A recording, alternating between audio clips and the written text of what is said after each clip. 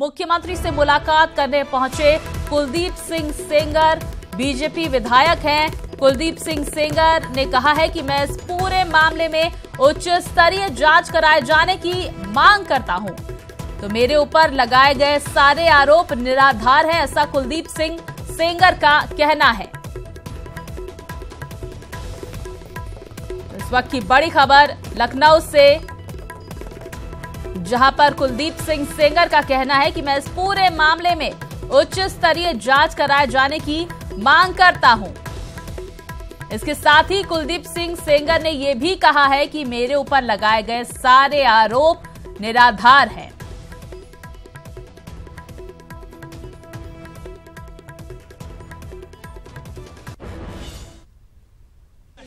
सरासर गलत है। ये लड़की 6/11 को इस लड़की के मारपीट थाने में मुकदमा कायम कराया, जिसमें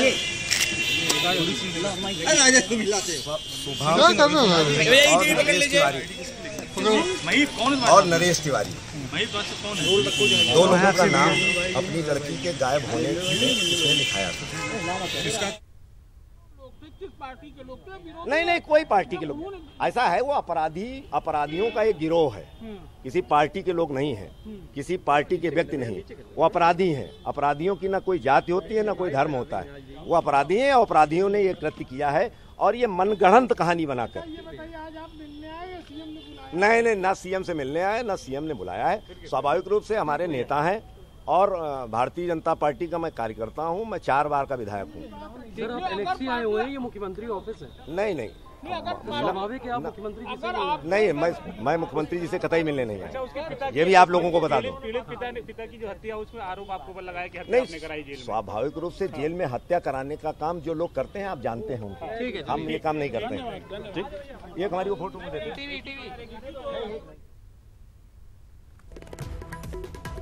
तो इस वक्त से बड़ी खबर आपको बता दें, कुलदीप सिंह सेंगर का कहना है कि उनके ऊपर लगाए गए सारे आरोप निराधार हैं।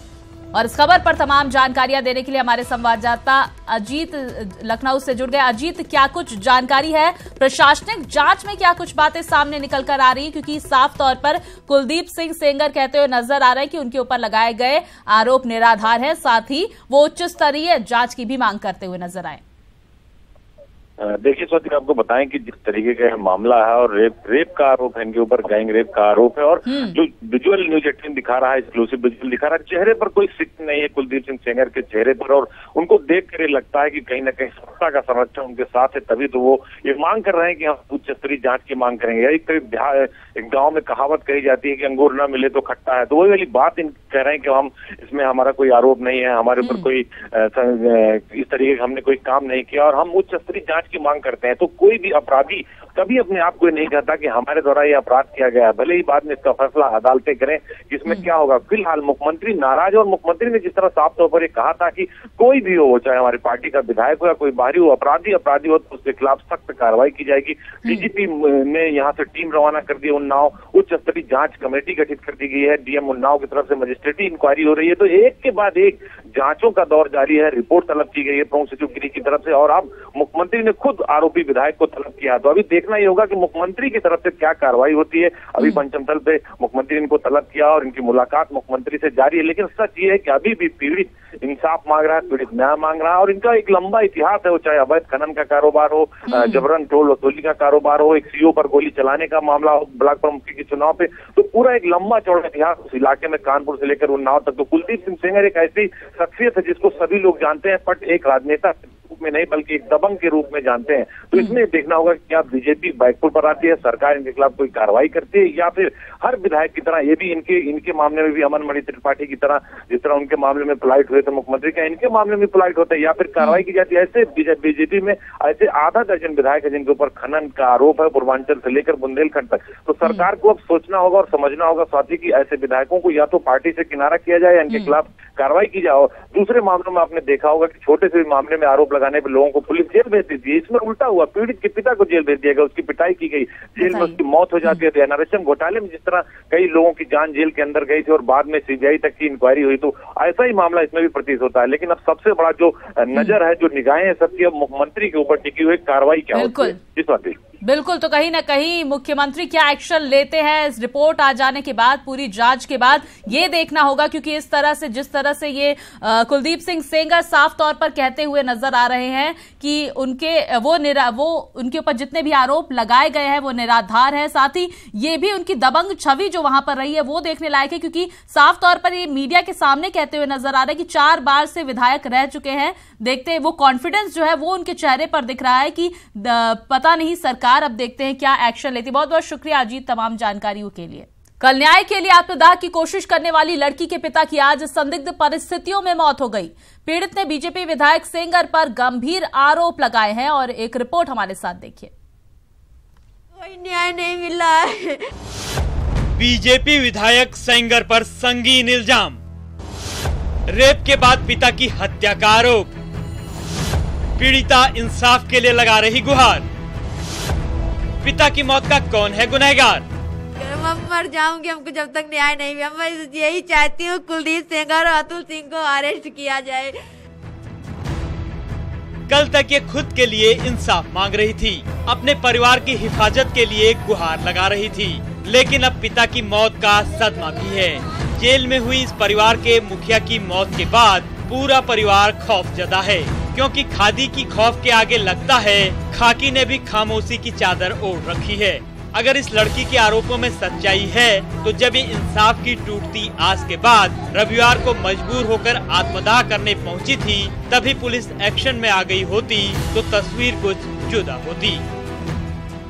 कुलदीप सेंगर को अरेस्ट नहीं करते लोग, कुलदीप सेंगर FIR बदलवा देते, लिखाई नहीं जाती। इस पूरे मामले में इल्जामों के घेरे में है उन्नाव के बांगरमऊ से बीजेपी विधायक कुलदीप सिंह सेंगर, विधायक का भाई अतुल सिंह सेंगर। पीड़िता ने इन पर सामूहिक दुष्कर्म का संगीन इल्जाम लगाया है और विधायक के दबाव में पुलिस पर मामले को न सिर्फ दबाने का इल्जाम है, बल्कि उल्टे पीड़िता के पिता को जेल भेजने का इल्जाम है, जहां सोमवार की सुबह संदिग्ध परिस्थितियों में उसकी मौत हुई है। हाँ, जेल में हमारी पिता की हत्या कर दी गई। कुलदीप सेंगर और अतुल सिंह ने कर दिया। अतुल सिंह ने मार डाला, अरुण सिंह ने हमारे पापा को मार डाला।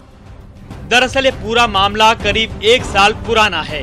17 जून 2017 को पीड़िता ने विधायक कुलदीप सिंह सेंगर, उसके भाई अतुल सेंगर और उसके गुर्गों पर सामूहिक दुष्कर्म का इल्जाम लगाया।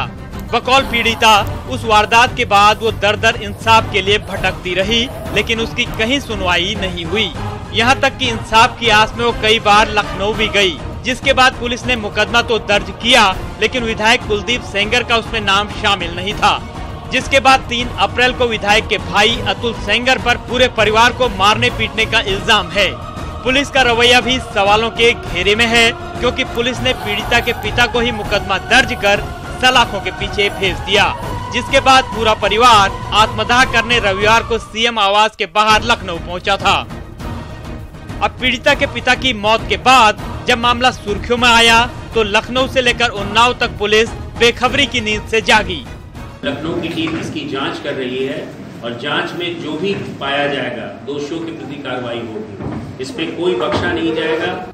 लेकिन अब भी सवाल वही है, जब खाकी के दर पर फरियादी फरियाद लगा रहा होता है, तो आखिर क्यों पुलिस वर्दी के नशे और कुर्सी के गुरूर में पीड़ितों की नहीं सुनती? क्या उन्नाव की इस पीड़िता को अब मुकम्मल इंसाफ मिलेगा, और मिलेगा तो कब? पुलिस के आला अधिकारियों को इसका जवाब देना होगा। उन्नाव से अमित गंजू और लखनऊ से ऋषभ मणि त्रिपाठी के साथ ब्यूरो रिपोर्ट, न्यूज़ 18। वहीं लखनऊ से बड़ी खबर आ रही है। सीएम योगी उन्नाव मामले पर सख्त हो गए हैं। अधिकारियों से सीएम योगी ने रिपोर्ट मांगी है, जो भी दोषी होगा उस पर कार्रवाई की करेंगे, सीएम योगी का ऐसा कहना है। सरकार ने पहले इस बात को कहा है, यह घटना दुर्भाग्यपूर्ण है। कल ही इस मामले में एडीजी लखनऊ को पूरी जांच करके और जो भी दोषी हैं, अगर पुलिस की लापरवाही कहीं पर है तो ऐसी दोषी कर्मियों के खिलाफ भी कार्रवाई करने, और जो भी दोषी होगा कोई भी हो, पहले इस बारे में कह दिया गया कि किसी भी दोषी को बख्शा नहीं जाएगा। सरकार और कानून इस मामले में, जो भी इस मामले में दोषी हो या किसी भी घटना में, उसके साथ किसी प्रकार की कोई रियायत नहीं करेगी। उन्नाव प्रकरण में जांच के लिए टीम लखनऊ से उन्नाव पहुंच चुकी है। टीम सभी बिंदुओं की जांच करेगी, ये कहना है डीजीपी ओपी सिंह का। उन्होंने कहा है कि नामजद अभियुक्तों की गिरफ्तारी के लिए पुलिस को निर्देशित किया जा चुका है। उन्होंने बताया है कि सामूहिक दुष्कर्म पीड़िता के पिता की मौत जेल में हुई है, इसलिए जेल विभाग को भी जांच करने को कहा गया है।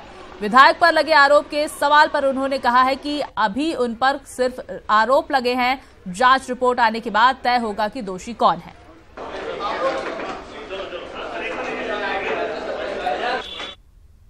और इस वक्त सीधे रुख करेंगे सतीश चंद्र मिश्र, बीएसपी के प्रेस कॉन्फ्रेंस कर रहे हैं। देश में जिस तरीके से आप लोगों ने ही स्वयं दिखाया, मीडिया के लोगों ने दिखाया कि घरों में घुस करके, निकाल करके, थाने में ले जा करके और लाठियों से पीटा जा रहा है, तो ये उचित है क्या?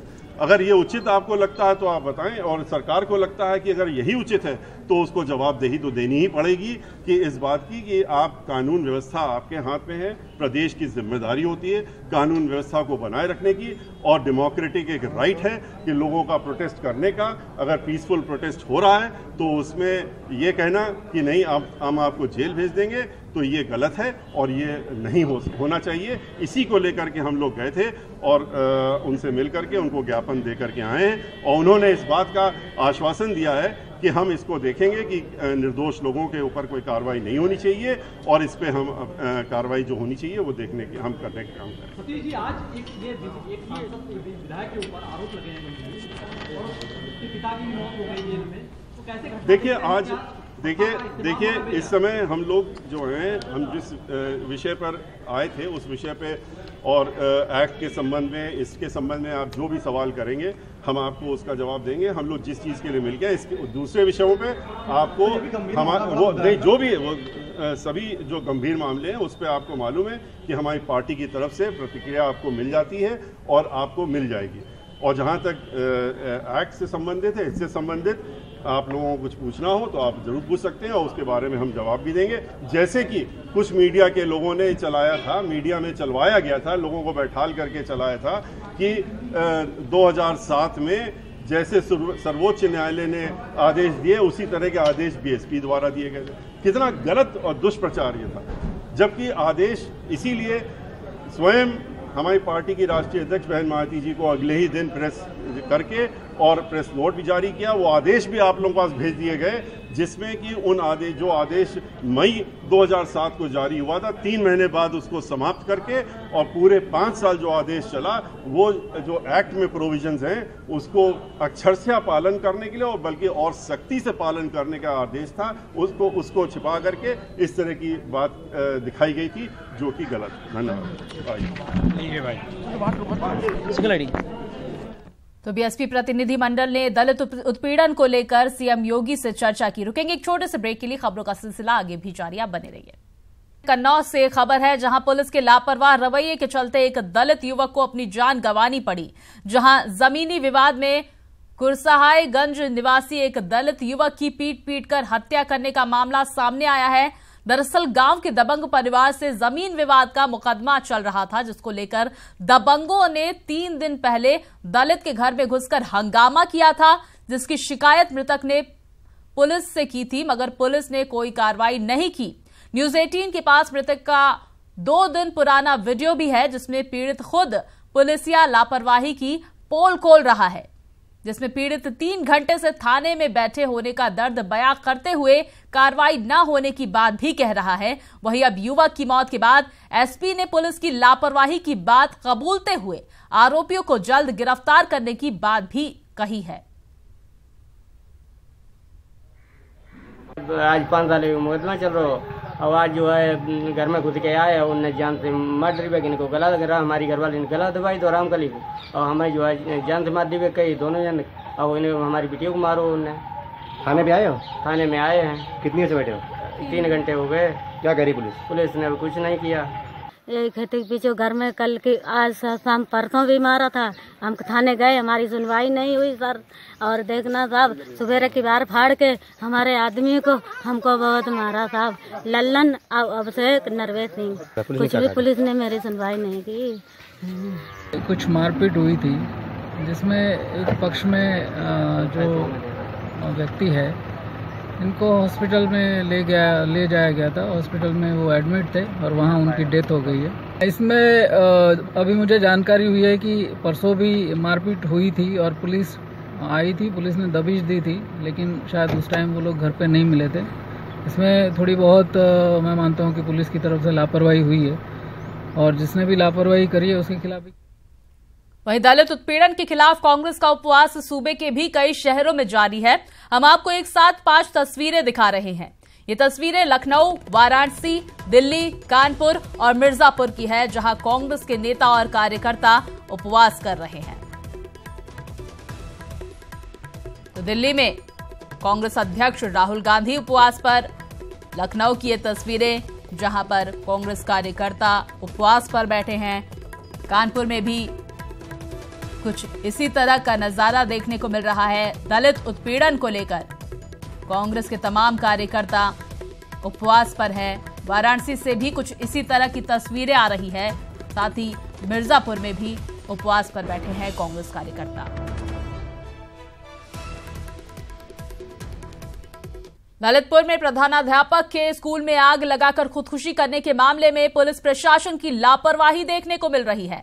जहां मामले में 6 लोगों पर मुकदमा दर्ज होने के बावजूद अब तक सिर्फ एक ही आरोपी की गिरफ्तारी हो चुकी है। और दरअसल खुदकुशी से पूर्व प्रधानाध्यापक ने स्कूल के बोर्ड पर सुसाइड नोट लिखते हुए शिक्षा विभाग के अंदर चल रहे कमीशन के खेल का भांडाफोड़ करते हुए कुछ लोगों को अपनी मौत का जिम्मेदार ठहराया था। वहीं सीएम के संभावित दौरे को देखते हुए मृतक के पुत्र ने जिलाधिकारी को प्रार्थना पत्र देकर मुलाकात करने की मांग की है। साथ ही मृतक के पुत्र ने सीएम से मुलाकात न हो पाने पर परिवार समेत आत्मदाह करने की चेतावनी भी दी है। प्राथमिक विद्यालय सेमरखेड़ा में प्रधानाध्यापक पद पर नियुक्त थे और जिन्होंने कि 31 मार्च 2018 को अपने कार्यकाल के आखिरी दिवस पर भ्रष्टाचार से पीड़ित होकर पिछले 2 साल से पीड़ित होने की वजह से अपने आखिरी दिन आत्महत्या कर ली। और इसकी FIR दर्ज कराने के बावजूद भी पुलिस उचित कार्रवाई नहीं कर रही है और जबकि अपराधी खुले तौर पर जिला ललितपुर में घूम रहे हैं।